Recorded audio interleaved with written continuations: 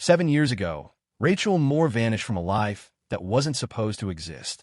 She'd been a shadow in Deep Unit 9, a reflex kill specialist whose name was scrubbed from every record after her final mission. She swore she'd never touch a gun again. But promises like that don't hold up. On a sweltering July afternoon, Rachel stepped into a gun shop in her wrinkled shirt and worn sneakers, looking like she'd wandered into the wrong place. 3 men burst out laughing. "You planning to buy a gun to stir-fry veggies?" One sneered. When they challenged her to prove herself, Rachel calmly picked up a Glock, field-stripped it in 4 seconds flat, then said in a voice like a cold blade, "Barrels off by 0.4 millimeters." The shop went silent. That kind of speed, that kind of precision, only comes from operatives trained in Deep Unit 9. Welcome to Legendary Veterans. Tell us in the comments what city you're watching from today, and if stories of hidden warriors deserve to be heard, hit that subscribe button. The bell above the door jingled sharp and out of place as Rachel entered the gun shop. Her black hair was loose and tangled, her sneakers worn to the soles, her face bare of makeup. With her wrinkled button-down shirt, faded khaki pants, and canvas wallet clutched under her arm, everyone assumed she was just another country girl who'd wandered into the wrong place. 3 college kids at the counter burst out laughing. Trevor, sporting a gold chain and tight polo that screamed privilege, leaned on the counter. "You lost, sweetheart." "Bakery's next door," he called out, his voice dripping with mockery. His buddies snickered, but their laughter felt forced, like they sensed something wasn't right, but couldn't place what. Rachel didn't look at them. She ran her eyes over the wall of firearms, her gaze steady but distant, like she was seeing through the weapons to memories no one else could touch. She pointed at a Glock 19, her finger calm and deliberate. "I want to try this one," she said, her voice low like she was asking for a glass of water. Marty, the shop owner, a wiry guy with a buzz cut and crooked name tag, snorted. "You even know where the safety is before touching it."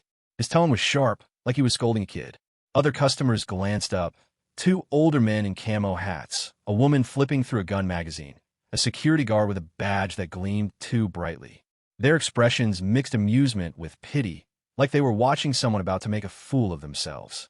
A teenage girl near the back raised her phone. "Look at her," she whispered loudly. "She thinks she's in some action movie, but she's dressed like she's homeless." Rachel paused, her hand hovering over the Glock 19, and turned her head just enough to meet the girl's eyes. The teenager froze, her phone dipping slightly. Rachel didn't respond. She picked up the Glock, her movements fluid like water over stone. She disassembled it in front of everyone, letting each click of the parts echo in the quiet shop. When she set it down, the barrel aligned perfectly. She tapped the counter twice, her nail making a sharp sound. "Still off," she said, her voice so quiet it barely carried, but it landed like a stone in still water. The laughter died. One of the older men in the camo hat leaned forward. "I've never seen that done that fast," he whispered. "Not outside movies. That's special ops stuff." Before we continue this incredible story, hit that subscribe button and drop a comment about what's striking you right now. Stories like Rachel's need to be heard, and your support keeps us going. The silence hung like a held breath, but Marty wasn't ready to let it go. He leaned over the counter, his voice dripping with challenge. "All right, show off. That was a neat trick. Let's see you do it again. Or was that just luck?" The college guys laughed, their confidence creeping back. "What's next, lady? You gonna juggle knives?" Trevor added. Rachel didn't flinch. She picked up the Glock 19 again, her movement smooth, almost bored. She released the safety, checked the chamber, and stripped the slide one-handed. For seconds, maybe less. She set it down, nudged the barrel slightly. "Barrel's off by 0.4 millimeters, she said quietly. The laughter died completely. The room felt smaller, like Rachel's silence was taking up space. A woman in a sleek blazer stepped forward, her voice crisp. "This is ridiculous. You're wasting everyone's time with this performance." She waved a manicured hand at Rachel's wrinkled shirt. "If you're so good, why don't you show us something real?" Rachel didn't look at her. She reached for a cleaning kit, opened it, and started wiping down the Glock slide with meditative precision. Each swipe was deliberate, like she was erasing the woman's words. "I'm not here to perform," Rachel said softly, but the words carried weight that made the woman step back. Marty jerked his thumb toward the indoor range. "Okay, fine. You know your way around a gun. Big deal. Doesn't mean you can shoot." Rachel scanned the wall again, her eyes landing on an old Colt revolver. Its finish was dull, its grip worn smooth from years of hands. That one, she said, pointing. The room erupted in laughter. Not going for the automatics? Trevor grinned. What? Your arm's too weak for recoil. A middle-aged man in a hunting jacket stepped forward, pointing at Rachel's peeling sneakers. Look at her. You think you belong here?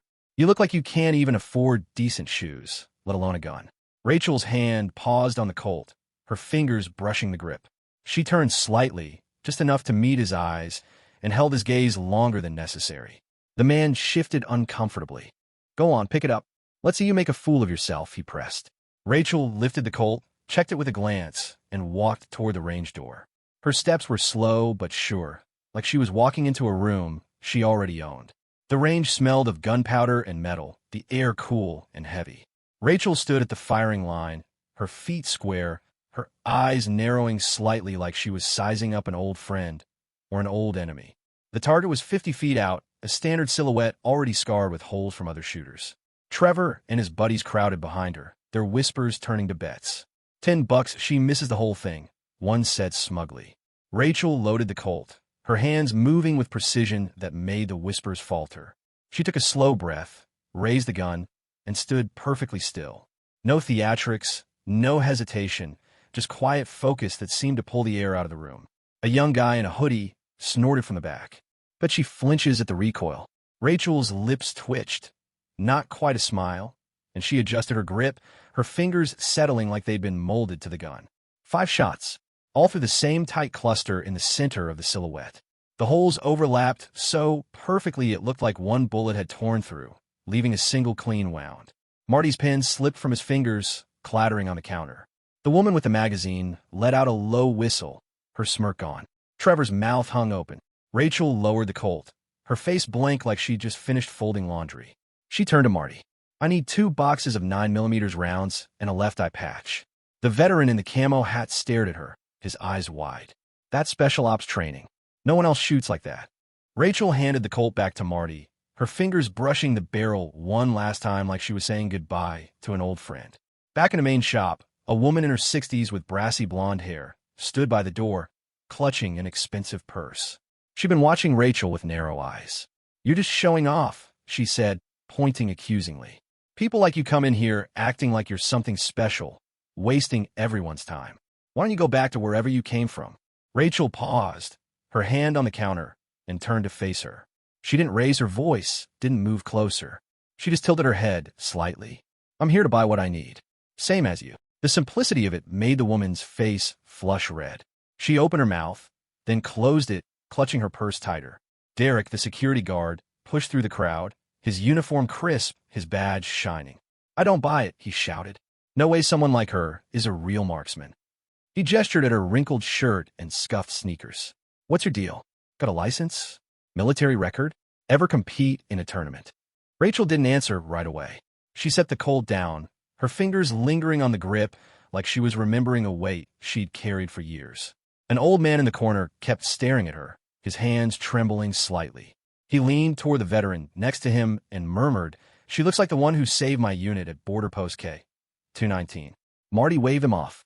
No ID, no proof. Just an act. A young clerk behind the counter spoke up, his voice cracking. Come on, lady. You're making us look bad. Why don't you just admit you're faking it?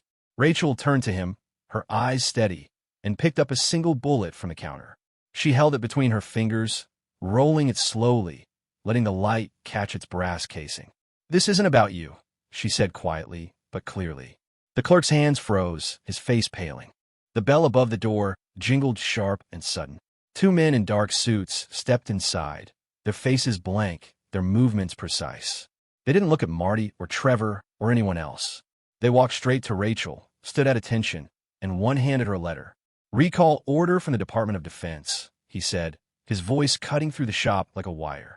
The other man saluted her, sharp and formal, his hands steady as stone. The room froze. Marty stammered, Wait, recall order? Rachel opened the letter, scanned it with a glance, and nodded. Understood.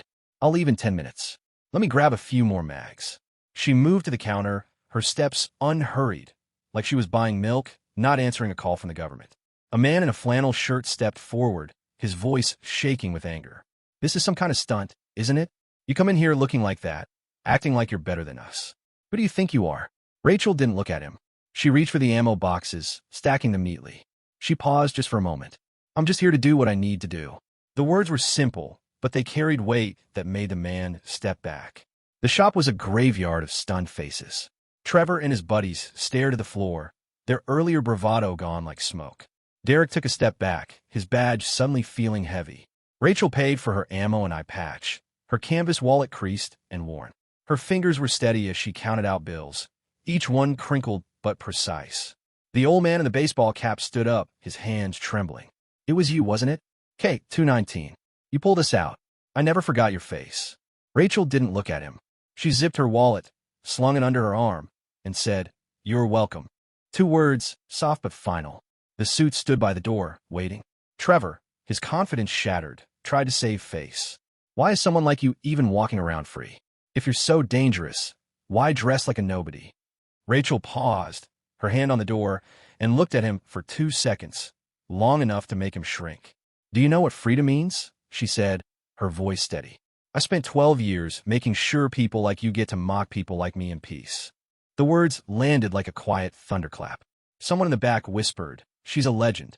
They wiped her record after Operation White Decoy. Rachel didn't confirm it. She didn't need to. I don't need to prove anything, she said, and pushed the door open.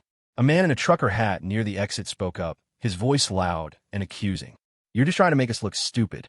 Coming in here acting like some big shot. You think you're better than us. Rachel stopped, her hand on the door handle, and turned slightly. She didn't raise her voice, didn't step closer. I don't think about you at all.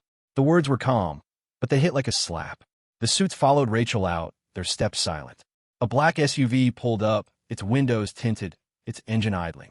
Rachel slid into the back without a word, her canvas wallet still tucked under her arm. The convoy vanished, leaving the town buzzing with whispers. Within minutes, every surveillance camera on the block went dark. 15 minutes of nothing under an emergency order from Washington. The shop's security footage was erased, all except the target on the range wall. 5 perfect bullet holes, untouched like a signature no one dared erase. The fallout came fast. Trevor's online video backfired, the comments tearing him apart for mocking a hero. His gym sponsorship got yanked. Derek was let go from his security job. The old man from K219 wrote a letter to the local paper about that night at the border post, how a woman with Rachel's face had pulled his unit out of hell. Rachel didn't see any of it. She was gone, pulled back into a world that didn't exist on paper. The shop stayed quiet for weeks, people walking by the range and glancing at the target, lowering their voices like they were in a church. The 5 bullet holes were a reminder, not of anger, not of revenge, but of someone who didn't need to shout to be heard. Rachel didn't gloat. She didn't turn back. She just kept walking, her sneakers kicking up dust on a road no one else could see. Her silence wasn't weakness. It was power, the kind of strength that doesn't need a spotlight because it changes the room just by being there. Subscribe to Legendary Veterans because some stories prove you don't need to scream to be seen. Sometimes you just need to stand steady, quiet, and let the world catch up.